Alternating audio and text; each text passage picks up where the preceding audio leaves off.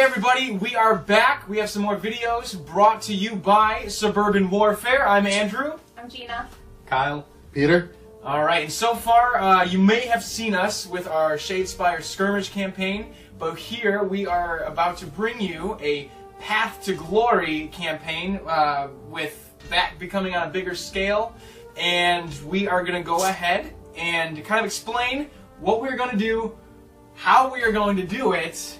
So this is kind of like our primer, our intro video to how everything is going to work, how the games are going to play out. So make sure you kind of finish watching this first, because I don't want to jump ahead to another bad rep and then be like, wait a minute. Yes. Because we have adapted a little bit. We have some house rules that we felt made the game a little more smooth and a little more balanced. Not like that skirmish. No.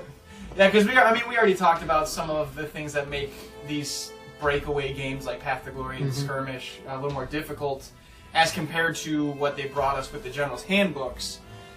So we just came up with some rules as to how we're going to get around some of those things. But first of all, Peter, why don't you go ahead and share a little bit about Path to Glory and what it is and what you do. Alright, so the way that Path to Glory works, it is another campaign system, similar and unlike Shadespire. Similar but unlike Shadespire. And you start off with a champion who leads your warbands, sounds familiar, to glory.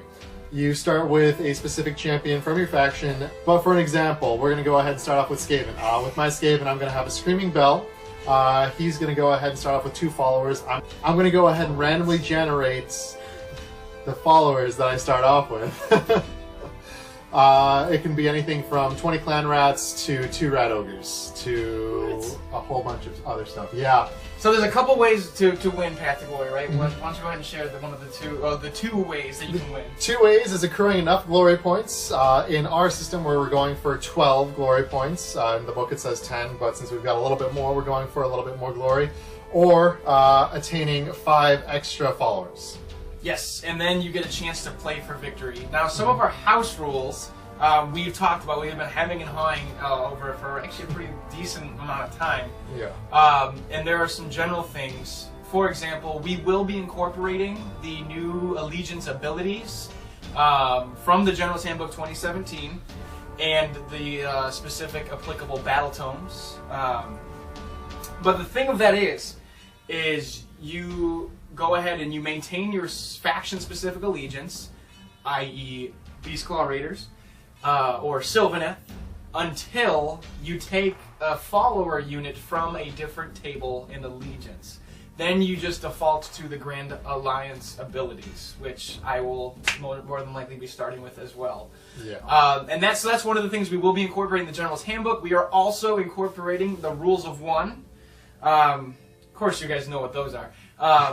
We will bring them up as they come up in the games. But yeah, we will be using the new Rules of One from the General's Handbook as well.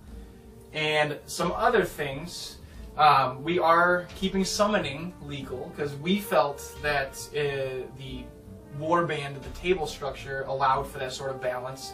The summoned units go away at the end of the battle, whereas the units you've lost from your Warband get replenished for the next one.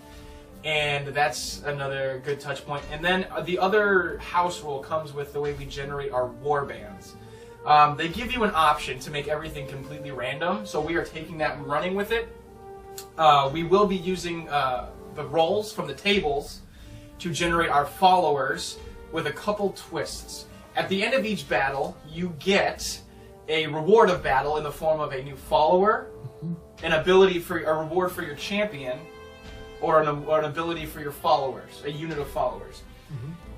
What we did with that was, because the tables are so specific in the models and the units you can take, we realized that there's going to be times when we do not have the models, or all of the ones that we do possess of that unit are on the table. And we're not made of money. Yes. So we wanted to find a way to make everything work, make things still applicable. So there's a couple of things. One, we're going to roll a d3 to determine what our reward is. A roll of a 1, which is a 1 or a 2, would generate a new follower. A roll of a 2 will generate a champion's ability, and a roll of a 3 will generate a follower's ability. And we'll explain how all that works once we finish a battle. But generating a follower, if There's two ifs. If the roll that you get lands on a unit that you don't own, you get a champion's reward instead. The other if is all typed, I hope. We'll see. The other if is that if the line you roll onto has a unit that you are out of, that is in your warband, it's a little tricky. Like if you had the models but they're all in play, one of those units that you're already fielding then gets a follower's ability. There's also something we just talked about with the columns.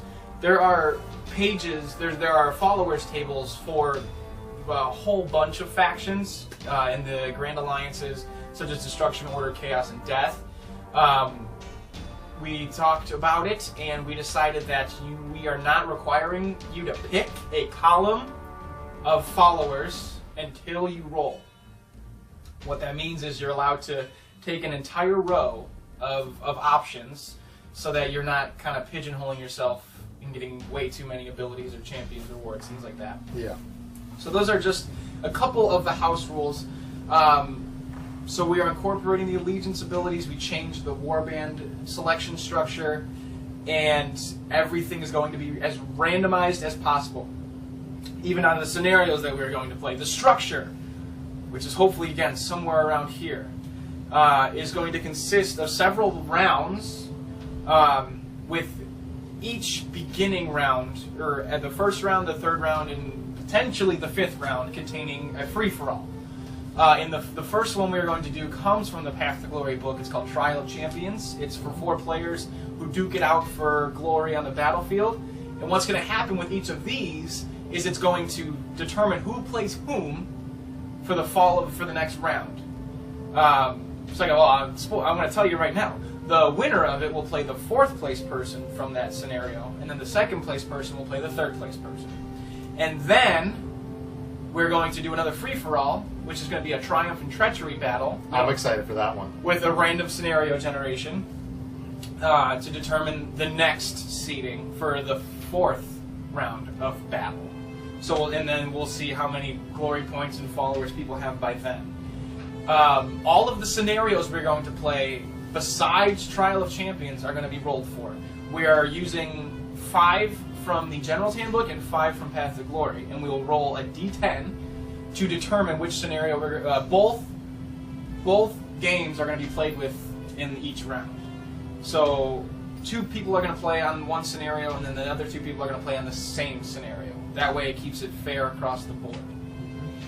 So, that was a lot of words. I don't know about you guys, but I'm ready to play. I am too. Alright, so one of the next things we are going to do is our warband generation. So you're going to join each of us as we kind of talk through how we are going to be generating our warbands. I will more than likely be going first to kind of explain how you do it. But if not, they're pretty well versed in how that goes as well. So, we'll see you in just a second with the first warband selection. Alright guys, this is Drew. I was persuaded to play a destruction army. So we're going to see what we can do. And there's no contest here. The champion I'm going to start with is the Orc Warboss on Wyvern. So Wayne is going to make his debut with Suburban Warfare. He gets to generate 3 units of followers. And as we said before, this is one of those full allegiance tables, which has the columns. So anybody playing on these tables will just roll for the row and is able to select anything from either of the 3 columns. So we are going to first go through the Retinue of Followers table and see what we can afford here. And that's a 1. So I think we're just going to go ahead and take 10 Uruks, and that's going to be our first unit of followers. And then right down here, we're going to go into the heroes and see what we can get this way. 5. That's actually just what I needed to get my Uruk Great Shaman. So we're going to stay with the greenskin theme here. So we got the Grot Shaman, we got 10 Uruks, and let's actually go into the auxiliary followers table. Just keep it moving. And that is going to be a 2. So what can we get for a 2? We're looking at a Boar Chariot, Rock Lava, or an Iron Blaster. Probably going to take the Grot Rock Lava as my 3rd unit of followers, and let's take a look at what that Warband looks like. Alright, so here we have my completed starting Warband for Destruction. I picked up a bunch of greenskins and some Goblin Auxiliary. Got the War Boss on Wyvern here, and he's going to have the command trait of Big and Brutish, which is going to add 1 to his wounds characteristic. On top of that, he's going to have the artifact, which is the Rock Eye, which allows him to pick a unit, add 1 to all hit rolls against it. And then we got the Shaman, unit of boys with full command, and then the Rock Lava. And that's going to be it, so let's take a look at another Warband. Hi everybody, this is Gina, and I'm going to be playing my Sylvaneth today. I'm going to be taking my Tree Lord Ancient as my champion, so I get 2 followers for that, and I will be rolling for them. But I think I want to roll in my elite table. So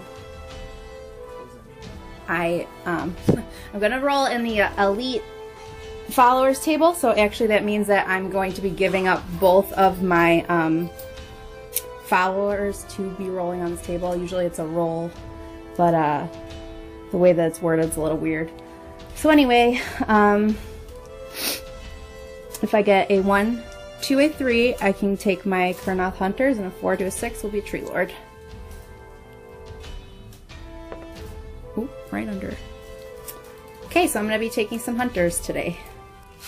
Okay, so as you see, I have my Tree Lord, and then I took a unit of Hunters, so there's 3 Hunters, and they all have their great bows. My Tree Lord is not painted, I apologize.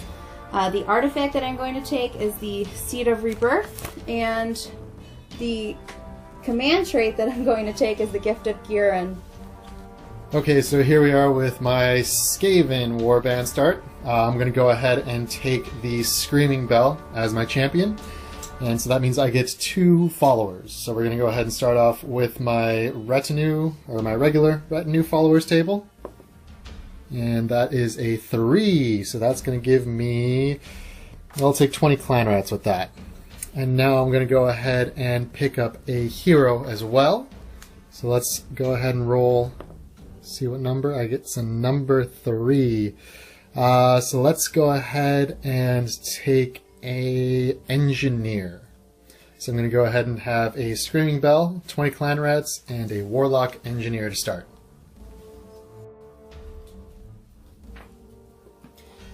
Okay, so here is my Warband, my Screaming Bell, Warlock, and 20 clan rats. I went ahead and gave them rusty knives. And my Screaming Bell is going to have the Great Destroyer command traits. And then he will also have an artifact, and that will be the Crown of Conquest artifact. And there it is, there's my Warband. Let's go ahead and check out one more. Hey guys, this is Kyle. I am going to be playing the Beastclaw Raiders. My champion selection is going to be the Frostlord on Stonehorn. The reason being is mainly because that's the only champion on that table that I own. Also, he's busted as hell. But because of that, I get 0 followers, as you can see. So I will only be fielding the Frostlord for the first round. I will be taking the Pelt of Chargar as my artifact, and my Allegiance ability will be Everwinter's Master, so I can reroll my Everwinter's Blessing, and yeah, pretty straightforward for me. Alright, so there we go. Starting Warband for me, playing the Beastclaw Raiders, the Frostlord on Stonehorn. Alright, so that was our Warband selection process. So How confident are you guys feeling right now? How'd the draft go for you? Terrible. No, did you not get what you wanted? I got close, but not the best. How about you, Kyle? Yeah, all your rolling. Yeah. Did you get what you were looking for? I mean, we'll see how it goes. Games Workshop has left for the Frostlord on Stonehorn to fend for himself in the first round. So it'll be interesting. Hopefully, well, luckily with Tournament of Champions, you don't have to like hold objectives or anything. So we kind of did you a favor there. Yeah, you just get to kill stuff. Yeah. So now that we have built our warbands, we are going to go ahead and wrap this video up. Hopefully it was given enough information for you. If you guys need any other pieces of information before you jump into the next video, please leave a comment below and subscribe, because that is how you're going to stay up to date with our campaign and any other videos we show you guys. And as always, we really hope that you guys are enjoying this, and we will see you for the first bat wrap of Path to Glory. Guys, good luck. Good luck. Good luck. All right, so we will see you in a second.